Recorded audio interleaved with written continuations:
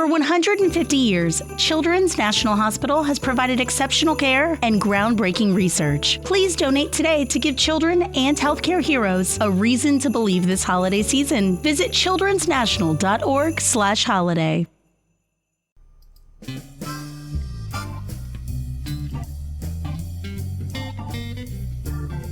Right Night is a talk show with published authors, writers, and content creators discussing both the creative and technical sides of writing, as well as the industry surrounding it, from novels to screenplays to comics and more.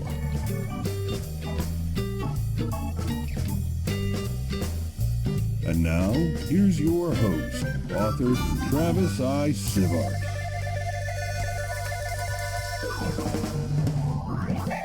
Welcome to Right Night. We'll get to the topic and discussion in just a moment. For those listening to the podcast, we record the podcast on our live stream at twitch.tv/Travis Tavern Talk, and we have a live interactive chat audience. You might hear the sound of the bell ding, and that means I want to interrupt somebody to read a comment or question. For those on the live stream, we won't read off everything you put in chat, but we'll try to get to the most relevant, the most amusing, or some combination of the both. Now, while we introduce ourselves, go and let us know what you're reading, writing, or creating tonight. Okay, while you guys are posting that in chat, I will let you know, we're going to go there. We're going to go. Tonight's topic on this episode of Right Night will be erotica. Hold on, let me lean in for this. Erotica. So, we'll get to that in a moment. Let me introduce myself. My name is Travis I. Sivart. I have written about 36 books total, including 5 or 6 erotic, I would call them more novellas than full-length novels, which I published under a pen name and have since taken down. And we'll talk about that, but let's flop ourselves over there. Let's see, Laura, why don't you introduce yourself next, please? I'm Laura Parkinson. I read a lot of smut and I write a lot of smut. Nice. Well done. And Crystal? My name is Crystal Wood. I am a blogger, a YouTuber, and a ghostwriter. And if you want to check out my stuff, ravensmusepublishing.com is where I'm going to be advertising my book when it's finished. And Writing Happy Hour is my channel on YouTube, where I track down my favorite authors, get them drunk, and ask them questions. And you can find that at bit.ly/writing happy hour. So bit.ly/writing happy hour. And if you're here in the chat, the links are in the chat for you guys. Okay, what's your guys' background? Because Laura mentioned I write smut, I love smut, I live smut. I am the smut queen. I'm paraphrasing, but it was something along those lines. And so, what's your guys' background with this topic here? I'll go first. There you go. Yeah. Well, it started in my teens, a dark night. No. Embarrassingly enough, it started with 50 Shades for me. It was the first ever erotica romance erotica thing that I'd ever read, and I wanted to see what was out there. I found one. Was tons better. Read that, found something else, read that, into historical romance, found that, loved it, and it got to a point where there was just something out there that I couldn't find, and I thought, I'm going to write it myself. And after getting all this experience of these scenes, I was like, I think I can do it myself, and that's what I'm doing. No, here's Now, Crystal, before you answer, I forgot. I probably should do a disclaimer on this one. Normally, Right Night is very PG-13. PG-13. Awesome. This one, well, I wouldn't go so far as that, but this one, of course, is going to be more adult nature.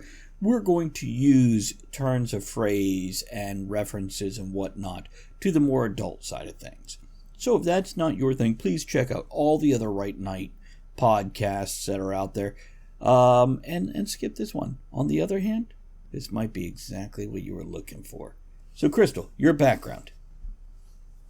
My background with smut. Okay, if we're gonna start from the very beginning, when my husband went into the Navy, they didn't really want us sending naughty photos or anything like that, and so I started writing him little short stories, handwritten on paper in an envelope, and so there are a lot of weird little short stories written on paper in envelopes that That's awesome. someone that moved into our old house got. And then when he was going on his first big deployment, he bought me a couple smutty anthologies, and that was when I started reading other people's work, and that was the beginning of that.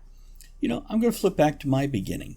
I've mentioned in a different episode, I was never a kid that got excited by porn mags until I found Penthouse Letters. And then I realized there was whole novels of sex. And reading it did so much more for me than pictures. Being able to put my imagination behind these scenes, it added so much more than just some centerfold that you can unfold. So I appreciated these even in my teens. And by the way, even at like 13 or 14, I was grabbing my mother's Judith Krantz novels and finding the 3 or 4 scenes, because they weren't chock full of it at that point in time. These were romance novels, and you'd get a handful of scenes throughout the book, but I bookmark them or make notes of what page they're on, because I'll be damned if I'm ever going to fold the corner of a novel. It wasn't Good right in my man. head. You want to talk about dirty, dirty boy? That's when you fold the corner of a novel. You dirty, dirty boy. So yeah, this is something I was enjoyed personally more than ever any picture ever, and probably even more than now. Of course, being raised in the 80s, we're looking at Cinemax at 2 a.m. for my smut. Or, if anybody's as old as me, you might remember on TV, and if you could get the rabbit ears just so, you could see almost a whole boobie. It was incredible. It's a true story. So yeah, that was my beginnings in smut. And now with the internet, of course you can find anything with a few clicks and including viruses, just so you know. So, this topic was actually suggested by Laura, and she originally said writing the perfect sex scene. And I grabbed that topic and stretched it out, and Goblin says, I feel so trailer trash now, Travis. You bookmarked erotic parts of books. I only had the swimsuit section of J.C. Penney catalog. May I interrupt myself? Back in my day, yeah, you got the Sears catalog or JCPenney if you were lucky enough that somebody got a Victoria's Secret catalog, because this is before online, so catalogs were the thing. It was also, delightfully, before they started airbrushing nipples and bush out of lingerie catalogs. So, Laura is she's blushing right now. It's so adorable. But yeah, Green Goblin mentions it, and it's true. Yeah, as I was coming up, you would that hint of misted over. Yeah, that was erotica in some cases for some of us. Okay. What were you going to say, Laura? Whatever question I asked. We had something on TV, because after 9 p.m, that's the watershed of it. So after 9 p.m, it's practically anything goes. There was a show, and even my husband goes, "Did you used to watch this?" And I was like, "I did." And it was a show called Eurotrash. Oh, I've heard of it. Yeah, that was kind of the awakening for a young teen.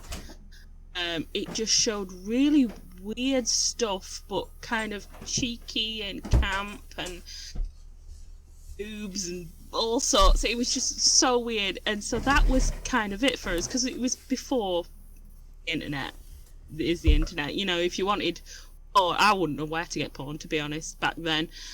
But that was kind of what we had. was Eurotrash. Nice. Unrelated to writing it, I was always more embarrassed to buy porn than tampons or maxi pads. It never bothered me to buy feminine hygiene products. But man, I couldn't bring myself to walk into a 7-Eleven and go, "Give me jugs for days, please."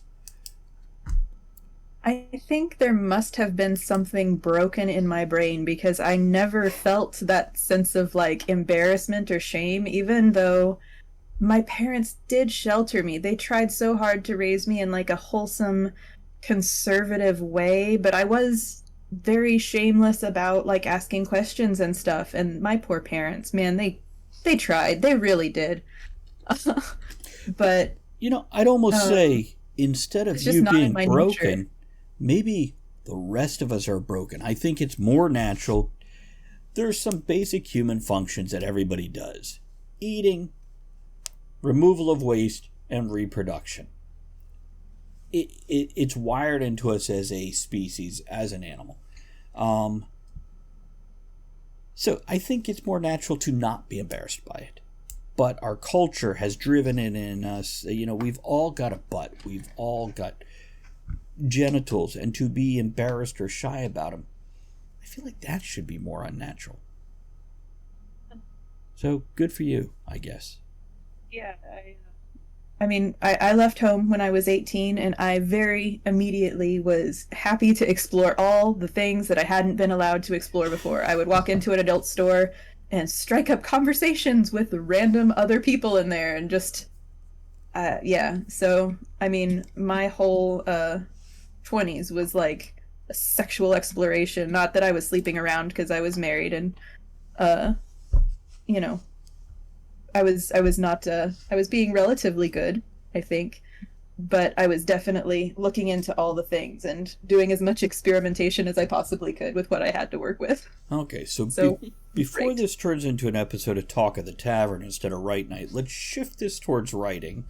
And it might already need to be a Talk of the Tavern episode. I might just have to put the other intro music on it and shift it over. So writing the perfect sex scene. Who wants to open up on this? I can, but if you guys... I see Laura smacking her lips. You got something, Laura and Kristen? Well, I suppose first thing is how often you're going to be at it. I've read novels where it's every other page. Right. And it gets boring. I skip things. I think there's something to be said for build up. Don't need a million sex scenes when one can do it. So you need to think how many is absolutely necessary, and then take one away.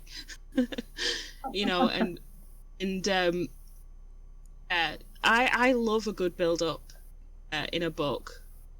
Getting ready, that the tension, will they, won't they, then it finally happens, rather than meet at it and the next time they see each other they're at it. That's my first point. And Crystal, after you give your answer, we have 2 questions in chat that I want to address, but give your answer on this first and then we'll address them. What was the question exactly? I want to make sure that I don't veer off topic. Sorry. Oh, at this I forgot. Laura, what was the question that you just answered, please? We're all horrible. I forgot. Yeah. Oh, don't ask me. It's nearly 3 in the morning. It was just the thoughts about writing the perfect sex scene. So no real question, just kind of a. Ugh. Okay. Well, knowing the difference between whether you're writing erotica or romance is a huge determining factor on what goes into the sex scene, as far as content, what words you use, and how often it's in the book. So how you define what it is, the genre that you're in, determines what goes into the perfect sex scene, or what you would consider the perfect sex scene for what you're writing. That's very true. Okay, let me throw these questions out here. And Marlene, thank you for being patient. Here's the first question Marlene asked, and I'll throw them both at you. You guys can answer one or both, whatever you like. Erotica seems like a difficult area to get broad success in, or is that a false perception? Marlene also asks, do you change how you write, whether you think of writing to male or female audience? Anybody want to field one or both of these first? Sorry, go on. I was saying, I think the majority of the audience is going to be female, but I think that's changing now because there's a lot of publishers and agents are looking for something different. Whether it's male or female, but I suppose they're still female audience. I think there's a lot of. I don't know many men that would read erotica, but I suppose, I'm sure there might be some out there. What was the other question? I can't read it. Everything's a bit blurry now. Do you change how you write, whether you think of writing to male or female audience? Yeah. Is that what you started with?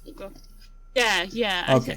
Erotica seems like a difficult area to get broad success in, or is that a false perception? I heard that erotica and romance is... They always say to me, what did they say? Writing straight to the bank or something. It's like one of the it's one of the genres that is the most successful.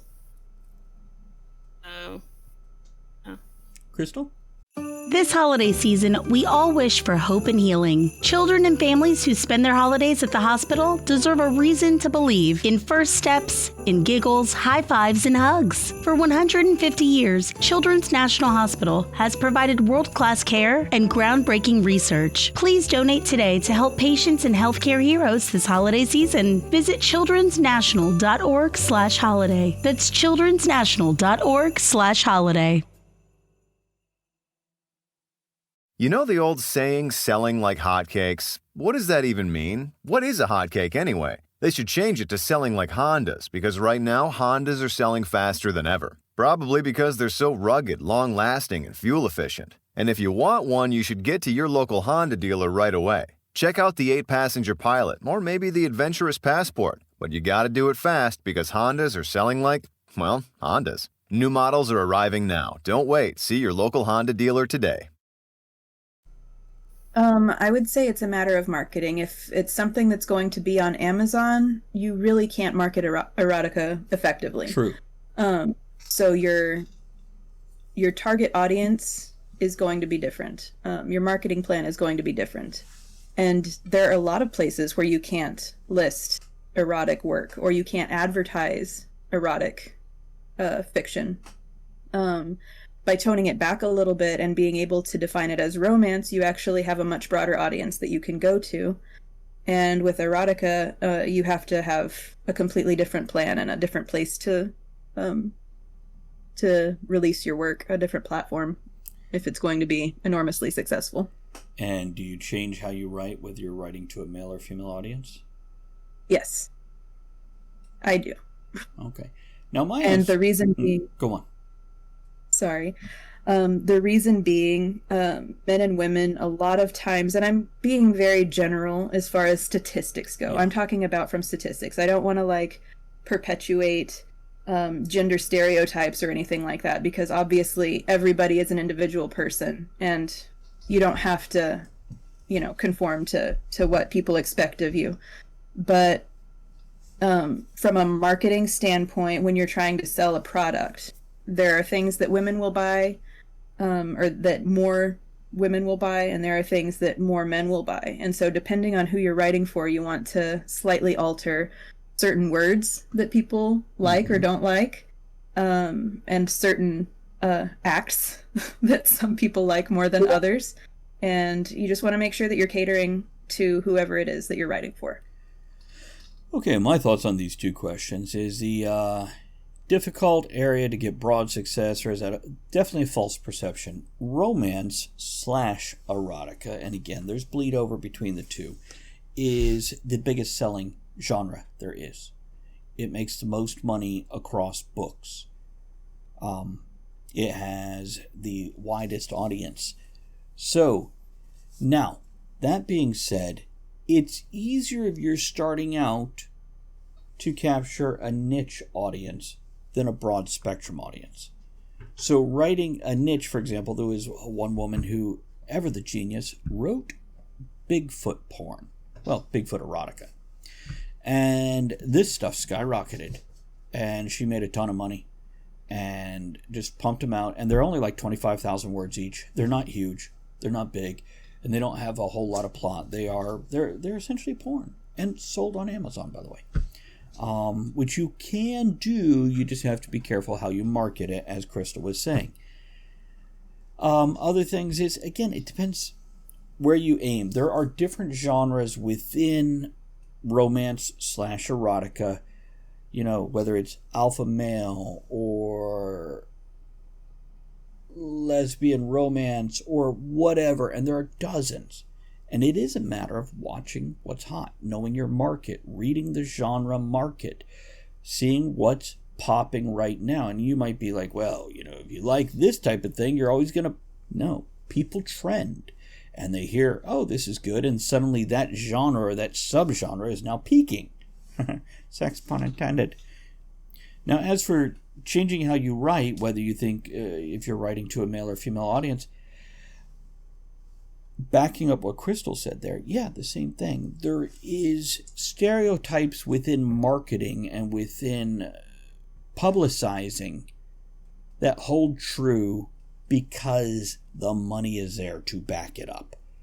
So, you're not going to use, and again, with the disclaimers that we're doing the adult version of Right Night here, you're not going to use the word cunt or bitch the same way or nearly as often if you're writing to a female audience.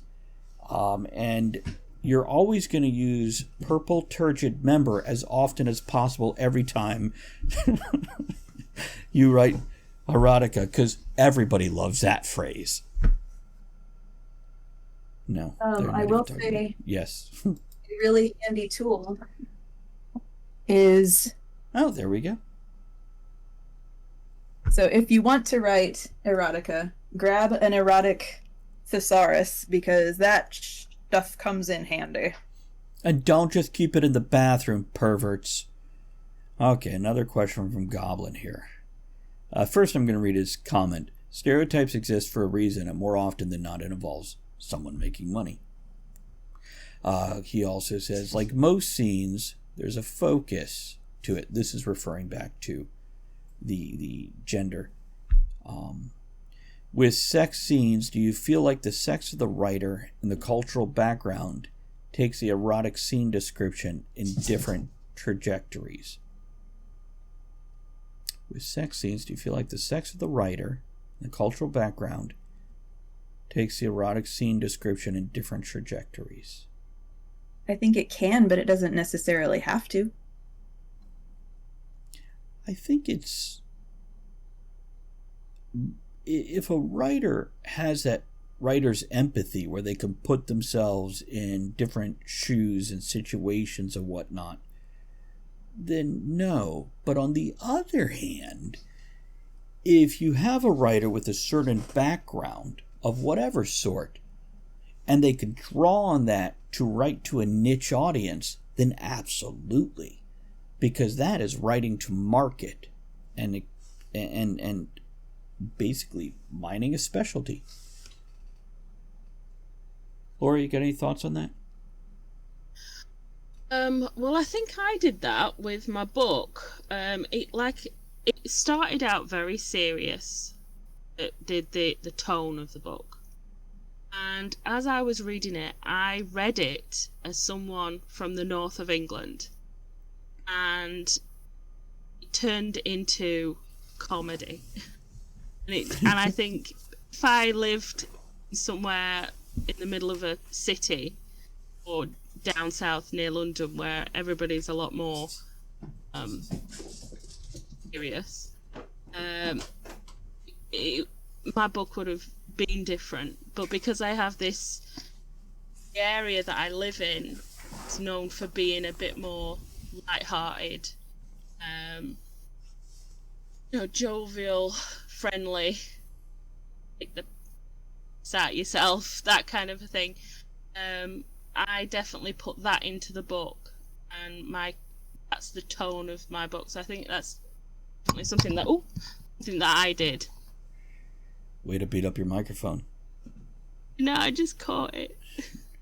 Remember, don't smack it, just stroke it. It's easier on the sound guy. Marlene asked, do you ever worry about your kids may find it weird that you write erotica or to use pen names? Well, my daughter's in her mid-teens, so she knows what I write, and to not look up what I write.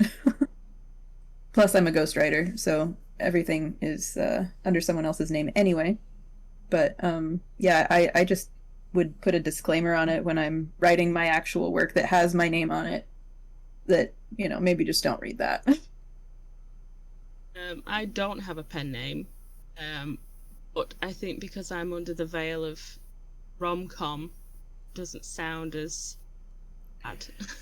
Well, how much sex, like hardcore sex, is in this? There is one scene where they actually have sex. The other time it's they used to call cyber sex. Right. There are a few scenes of that. So what I'm hearing is a few emails and things. Game of Thrones has more sex than your sex book. Oh, absolutely. So, yeah. And as for me, I used to pen name. Everything. No. Mm-hmm. Go on, sorry. No, please. I'll say there's nothing that has more sex than Game of Thrones. Maybe Outlander. That might be it. When I wrote under a pen name, and I did that not because of my kid, but because I was also writing fiction and non-fiction and kids' books and all this other stuff, and I wanted them separated.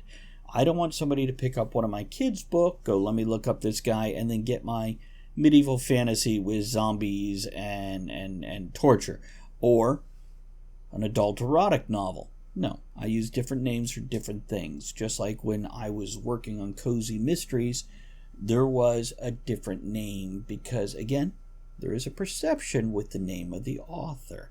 It's a sad but true fact.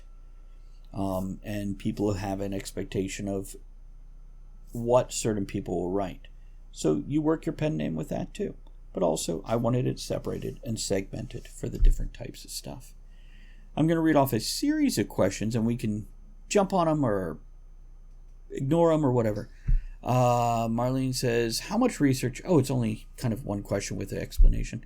How much research do you do for your books? Well, 50 Shades was really popular.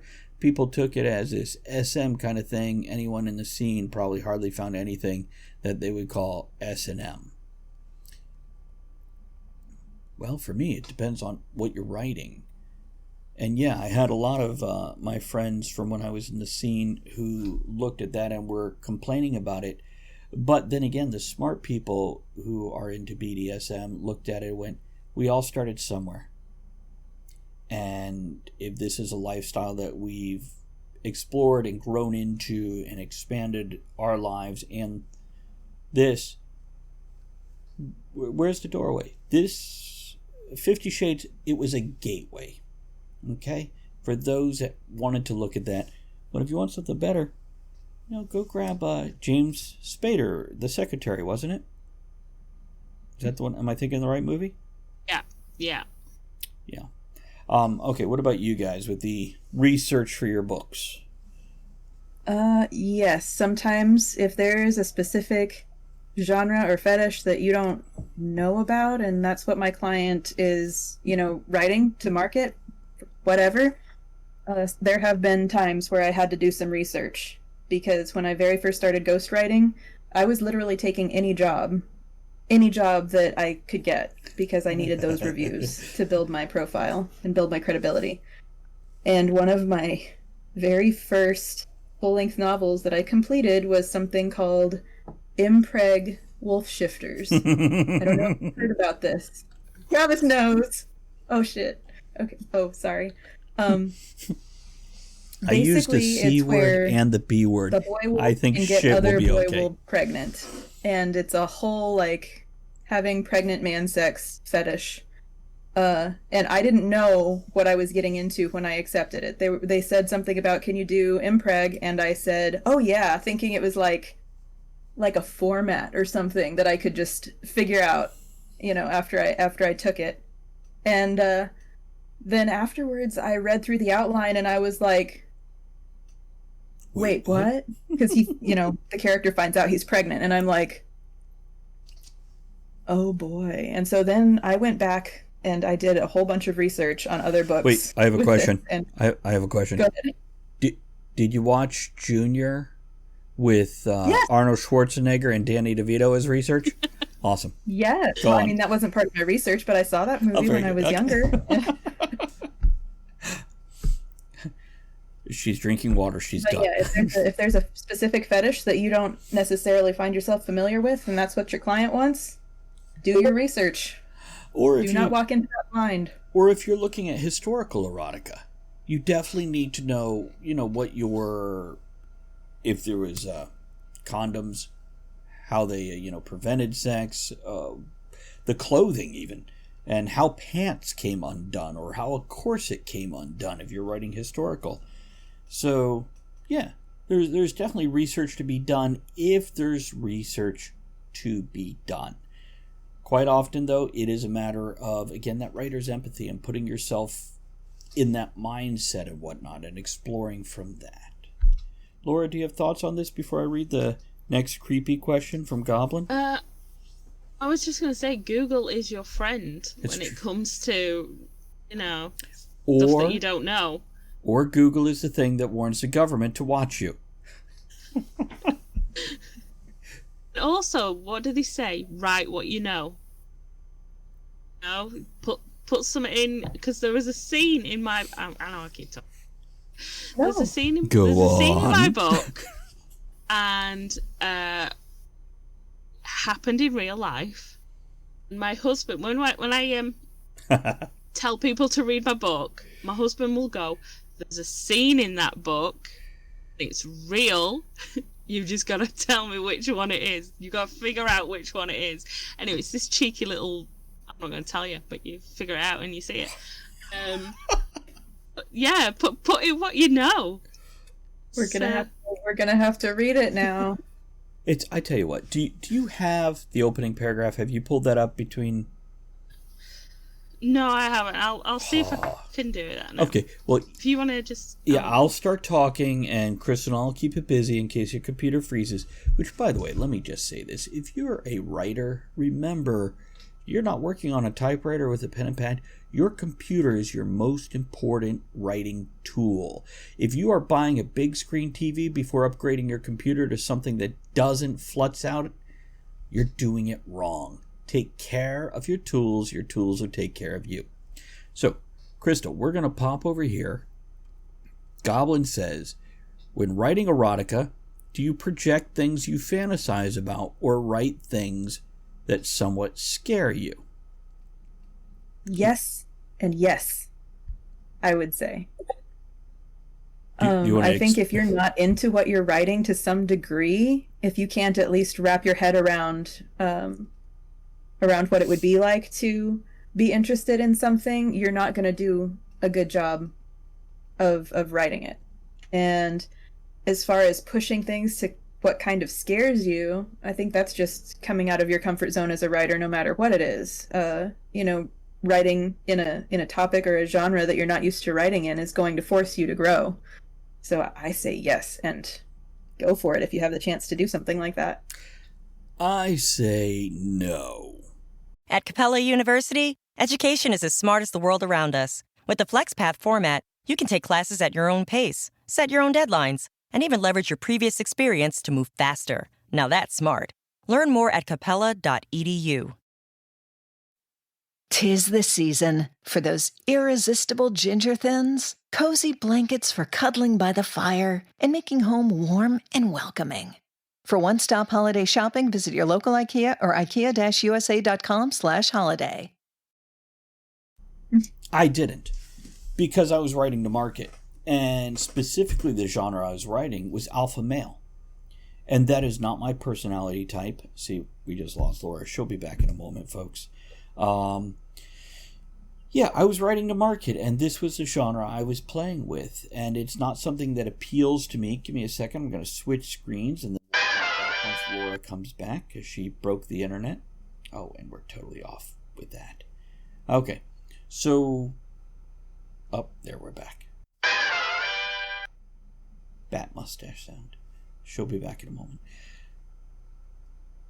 Yeah, I wrote it fine, but it wasn't necessarily my thing. It was definitely not my fantasy, or it definitely didn't scare me, but I can empathize well enough to put myself in his and her mindset.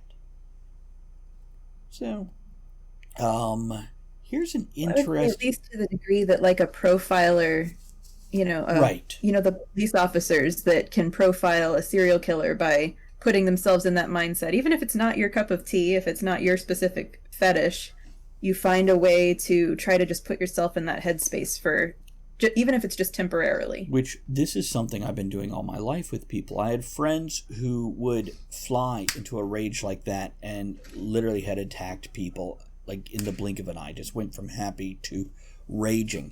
And I went, how does that work? And I started working my mind down that path. By the way, it's scary to go down. And if you want a great example, grab Thomas Harris, Red Dragon. He's the guy that wrote the Hannibal Lecter books. This is the first in the series. It would have terrified me if that was my spouse and I read my spouse writing this, because it is such a dark journey through that character's mind. But amazing as a writer or a reader to see somebody lay that down on a page. But the same thing for a sex scene, yeah. Or any scene, and a fantasy scene. Your best friend dies, your dog dies. You put yourself in those shoes. You live that moment, and you walk that path. And then you put it on the page. And erotica... And sometimes it's something that scares you, or disgusts you, right. Or whatever. You want it to be, because you want to be able to write that feeling and that overlay and that emotion. And by the way, I also... And Raven, I think it was you in chat the other day where we mentioned this. Fight scenes and sex scenes are very similar in the way you write them. In the choreography, how you have to track the characters, the movements, where the arms and legs are at any given point. Now, I'm going to pause here. Laura, are you ready, or should I grab the next question out of chat? Well, I've just opened up my my book, and I moved it from the opening paragraph further down, and I've taken a bit away, so it's now only pretty much 2 sentences than what you saw last time. So, do you just want to hear that? No. It's like in the middle of... Here's what I want to do. Hold on 1 second. Okay. I'm going to pull up our old Discord where you shared it with me. Okay. And hold on, let me see if I have our old Discord somewhere. Poke. And... Oh, well. Apparently you never sent it directly to me. I think I'll see if I can... I'm wondering if you dropped it into, like, Creative Corner. Oh, that's going to be so far up, isn't it? Can we search that? From... Oh, I found it. Oh, you found it? Okay, so why don't you read your, whatever you put there. Okay. And then... go read your 2 new opening paragraphs, or however much you put. Okay. Hearts and flowers are the last thing I think about when I'm huddled under my covers alone with my vibrating purple friend. I'm not giving anyone the satisfaction of telling me I'm not their type anymore. From now on, disappointment is only being able to afford the cheaper batteries. Isn't that a great opening paragraph? Hell yeah. So what's the new opening paragraph? I start at the scene where things happen. So it starts off, it says, "Oh look, the beautiful bookkeeper fell for the handsome billionaire. Who would have guessed?" I snort in disgust as the sappy music runs over the end credits to Kathy's Saturday night movie pick. I shimmy my bum further into the abyss of Jen's giant beanbag and wait for Kathy to return with another bottle of booze from the kitchen. Want me to carry on? That's okay, too. Now, how much further before we hear the 2 sentences of what remains? It's further down. Basically, still on the first page?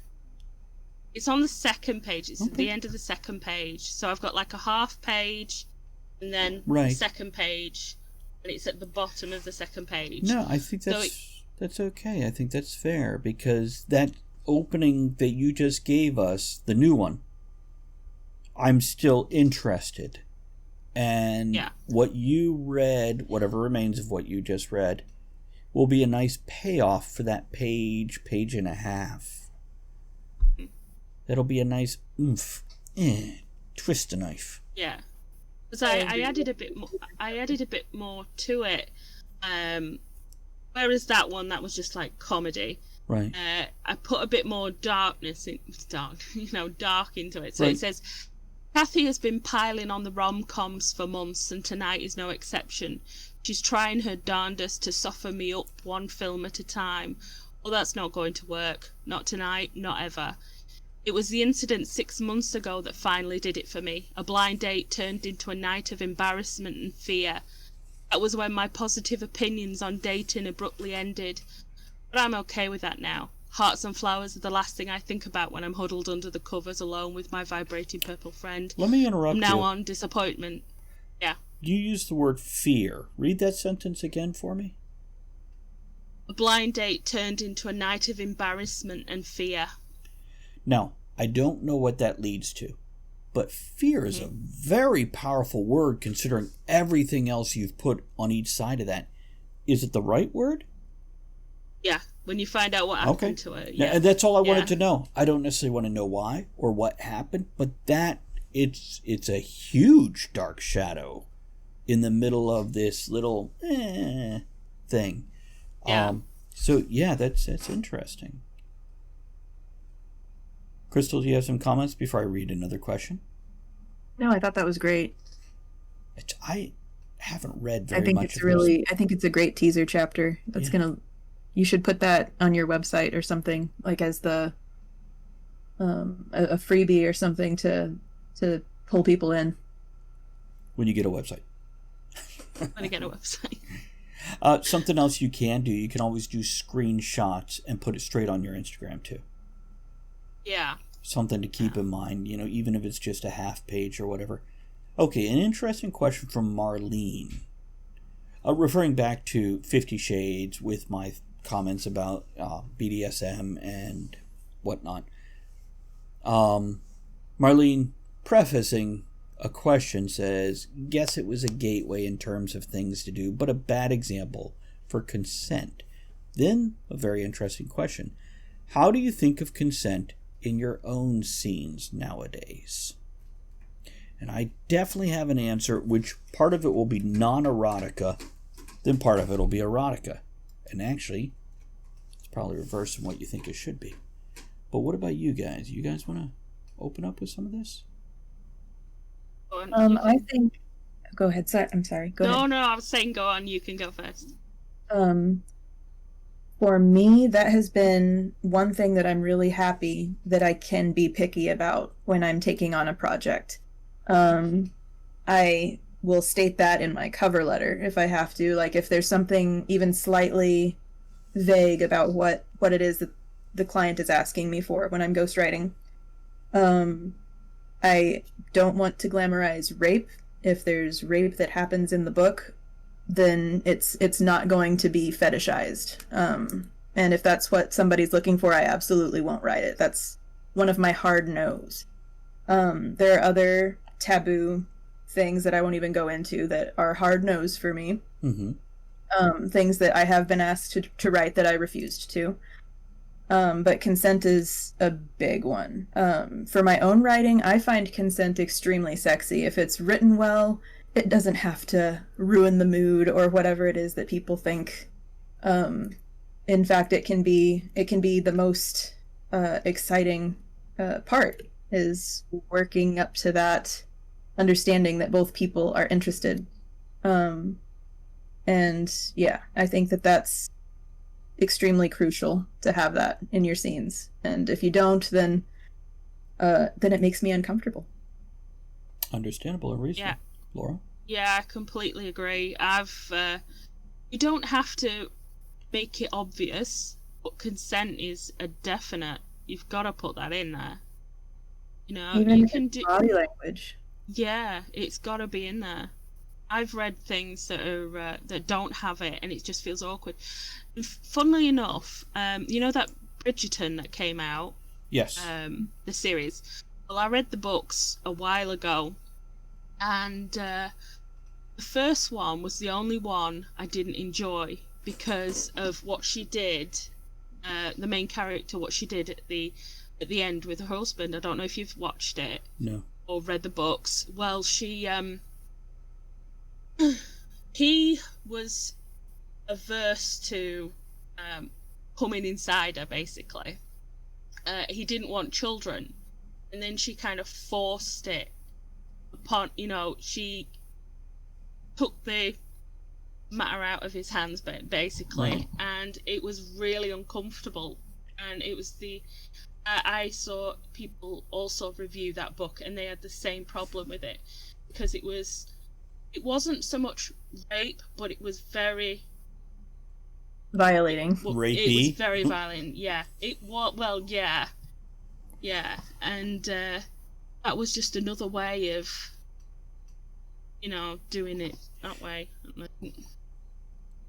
Okay, building on what you guys said, I have always found, personally, a little more information than anybody really gives a damn about, but I find consent genuinely sexy. Somebody saying, I want you now, do this to me, is so much harder. I was thinking of me, my bad. That too. I get the one. Then not.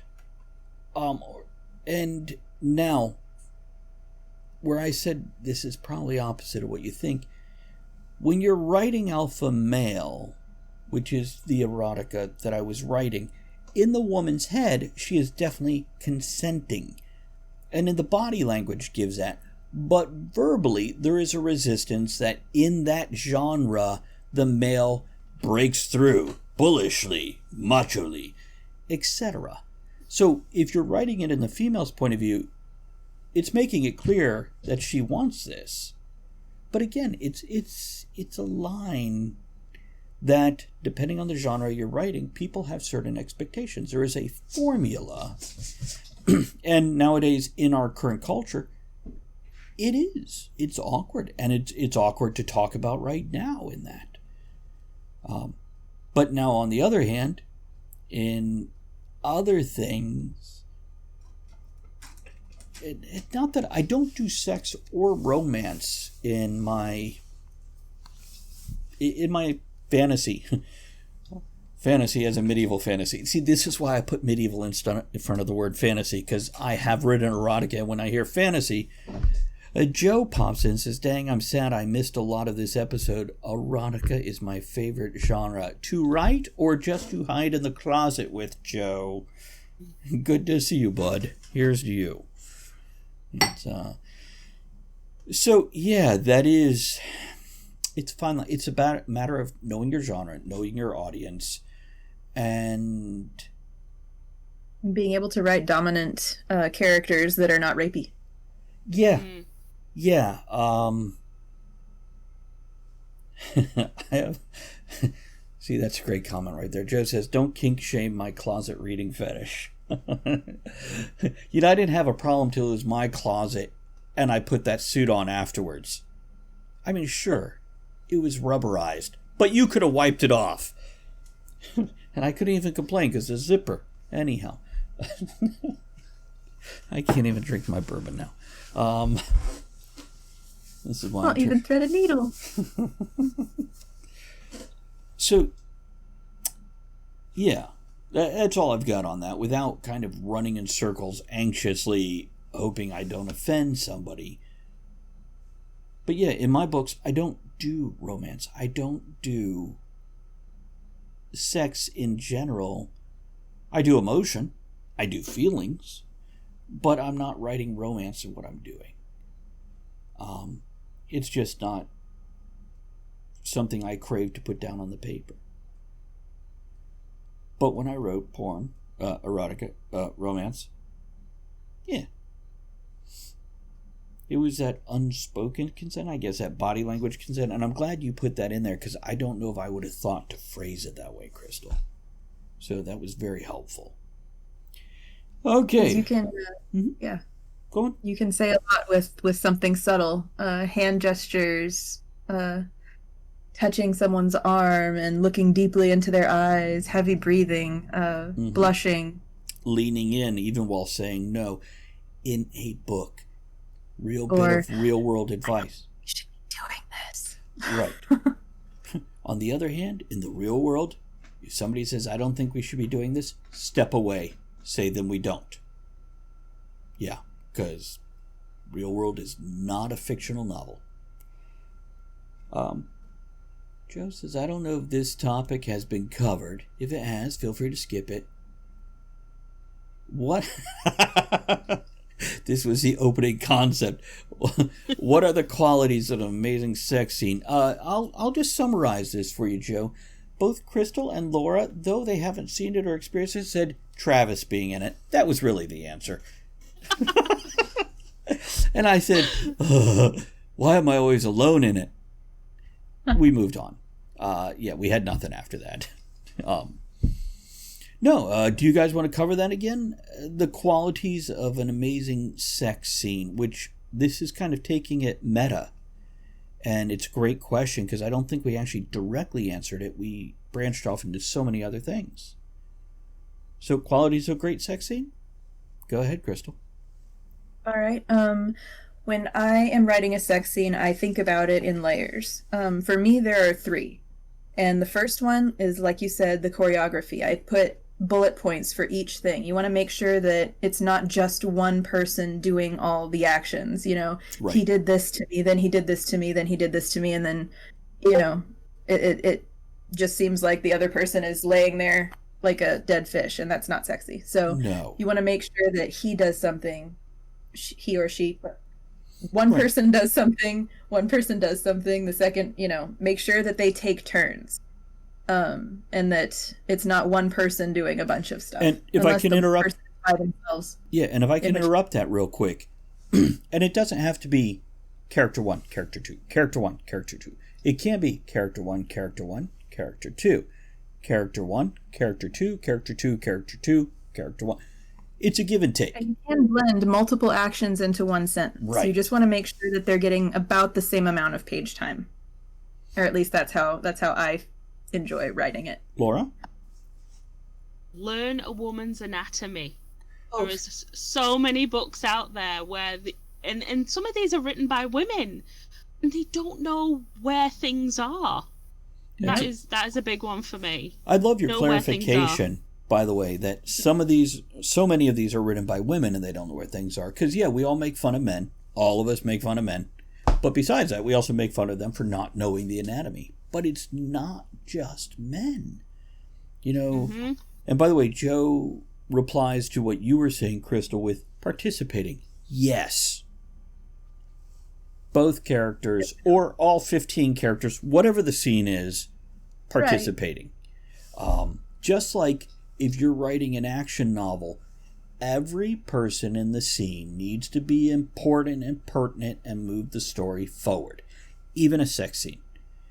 If somebody's not important, whether it's a fight scene or a sex scene, you want to make sure that you're covering where everyone is and what they're doing. Goblin says, does reciprocal action really make for good erotica? I think so. Goblin says, I guess it depends on the genre. It depends on the scene.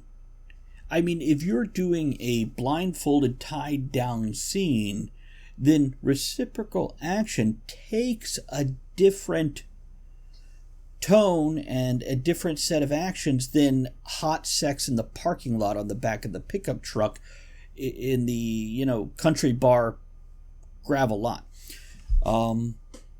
So then the person who is tied and blindfolded in the first example, it's mental participation. it's that reciprocation, perhaps auditory, whatever, responsiveness. But go ahead, Crystal, what do you got? Oh, I was going to say that takes me to the second layer, which is inner thoughts, and whether it's, it should be multiple characters probably, unless you're telling it from one side, in which case it should just be the one. But you want to know what your character's thinking and feeling during the scene. And so you go through and pepper that in. After you've got all the physical actions down, go back through and, maybe for the first scene for the first draft, you're listening to classical music or something. Change it to, whether it's something steamy or romantic, whatever the tone is. Do whatever you need to do to bring out the thoughts and feelings and emotions into it. And that's the second layer. Third layer. And maybe make them talk to each other if words are exchanged briefly. Third layer. Do you want to touch on that before we... Oh, the third layer is sensory information. What are you tasting, smelling, seeing, and rolling the sensory information into everything that's happening. You might change it's very hard to make sure that I don't say something I shouldn't since we're streaming and there's people. You might change a physical action to something more sensory if that makes the scene more visceral. You might change you could probably say it. Telling. Showing into telling, or telling into showing. I'm sorry. Laura, anything to add on this before I throw my layer on it to it? Laura. Oh, sorry, I didn't. It broke up a little bit. I didn't hear you. We're talking about what are the qualities of an amazing sex scene, and of course you just heard of Crystal with her thoughts. Any thoughts from you before I throw mine, sprinkle it on top, like those rainbow sprinkles that nobody really likes, but they're pretty. If you do more than one, change it up. The amount of books I've read where it's in a bed, and then the next one is in a bed, and then the next one is in a bed. It's a little boring. Mm-hmm. Change it up. Try and think outside of the box. Literally. And what I'm going to say... Showers, pools, cars, the to-be-slided park. The qualities of an amazing sex scene, the build-up, the tension before, the anticipation, and so on. You've got to have... The sex scene is your payoff. It's your fight scene in an action book. This is where it all led up to. And if you don't have that literal and fictional foreplay leading up to it throughout however much of the book has gone past, it's just another scene. And again, make it mean something. As a writer, every scene should mean something. It should move the story forward. Now, in Erotica, that story is a very personal, often internalized, but it should still mean something. And you should reflect that in your characters. And something Crystal was saying, if you guys are going to go into the heads of your characters, please, one per scene. Do a scene break if it's the same scene before you go into the next characters. Bounce it back and forth if you have to. And there are some raw authors. Chapters. What's that? What I find a lot of beta readers will say. They want you to separate chapters so that you have one chapter that's one character, and then the next chapter can be a different character. If you mix it, then people start getting confused. Because of pacing, you saw it in Portals, where I would do the 3-line spacing to switch to a different character's point of view and perception. But yeah, it depends. It is a personal choice, and I've seen some authors, big authors, who will just jump heads in the middle of a scene. And some people whine about it. A lot of people don't care. Goblin says, I answered this, but... He asks, so if you set up a scene where the reader is fly on the wall, for non-reciprocal or alpha, do you clean up consent later or during the scene with non-vocal communication? Okay, yeah, that was kind of answered with all the other stuff. So, we have run this episode of Right Night up to an hour at this point in time. So, in just a moment, I'm going to look at my two co-hosts here, and we're going to discuss if there's anything else to discuss, and then we're going to wrap it up if there's not. If there is, we're going to go till we're done. So, what about you, Laura? Do you have anything else that you feel like we should cover on this? Well, I was just thinking that sex scenes shouldn't be just about sex. They should have a meaning behind them, I think. Right.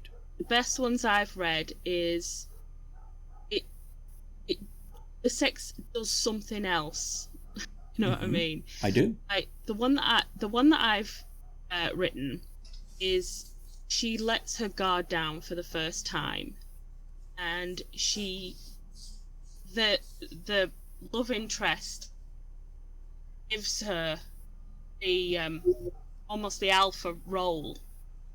He ties himself up and says, "Do what you want with me," you know. And that was something else that I thought about. No, that's nice, and that's what I was saying before. Is it like a fight scene? It's your payoff, or it's your setup for your next stage. A sex scene should have a meaning, unless you're just writing porn, erotica, and it's sex scene after sex scene after sex scene, so people can read 3 pages and fall asleep afterwards. If you're actually writing a book with sex in it, that's different. Crystal, I see you waving your hand. What do you got? I was just thinking, that's almost the difference between romance and erotica. For romance, you have sex happening as the byproduct of their feelings for each other. And with erotica, the plot is propelled forward by their carnal desires, and the sex scenes are the thing that the story is revolving around. The plot is for the sake of making this scene happen, and, you know, whatever next scene is about to happen. And if it's propelled by feelings and something else, romance, then it's a romance. And if it's propelled by working your way up to the sex scenes and that's all it's about, then that's erotica. That's a fair differentiation, and some people won't understand that, but I think the smart people get it. I'm probably not very articulate at this point. No, it made sense. And Green Goblin kind of summarized what we're saying here by saying, so almost like the sex scene is the cherry on top of a massive ice cream sundae you've spent ages making. Mm-hmm. And John has clarified, some of us dumb ones get it. Good for you, John. Well done. Okay, so Crystal, while you stepped away for a moment, I said we're going to take a look at this, and if we have nothing else to add, we're going to wrap up this episode because we've popped the hour cherry, if you will. But if there's more to talk about, we'll keep going. Crystal, anything you see on the horizon that we have to talk about in this topic? No, I think that we have pretty much explored the length and girth of this topic. Laura, anything you think we need to go into? No, I think we've covered everything. Laura, give us your closing thoughts, pass it to Crystal, then I'll wrap it up and take us out. Oh, don't go. Can I go second? Because I'm still half Crystal, give us your closing thoughts, pass it to Laura, then pass it to me, and I'll take us out right now. My thoughts on erotica and smut in general, that maybe it doesn't always get the credit it deserves. People wonder if you're embarrassed that that's what you make the bulk of your money on when that is what you're doing. And that really shouldn't be the case, because it's an art form all on its own, and it's valid, and it definitely serves a purpose, and I appreciate erotica writers very much. Laura? Okay. Well, it definitely...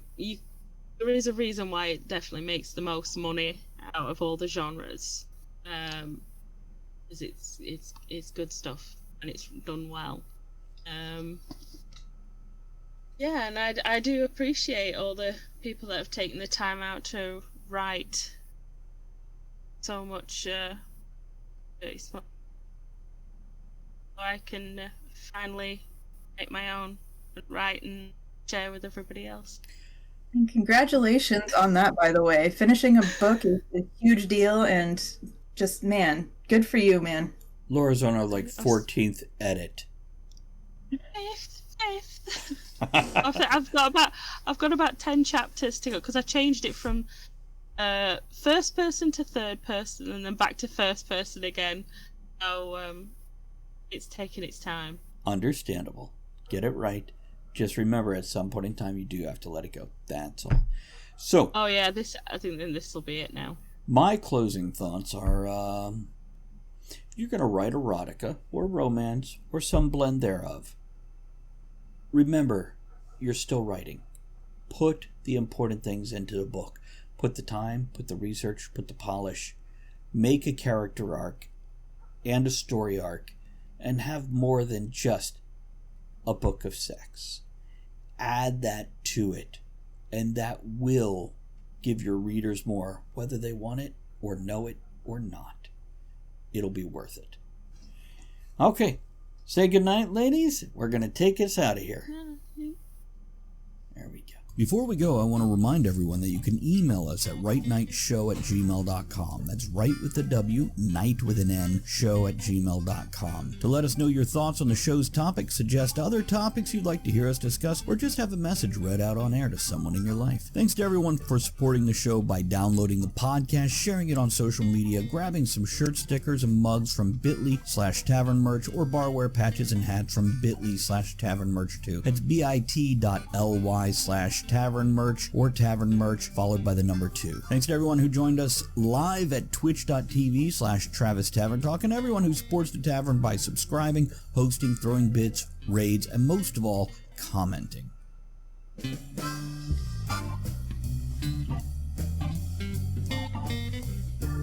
Thank you for joining author Travis I. Sivart and the other writers, content creators, and all-around amazing people for our discussion here on Right Night. Join us again soon, and until you do, make sure you create with passion, enjoy the journey, and remember, every night can be right night.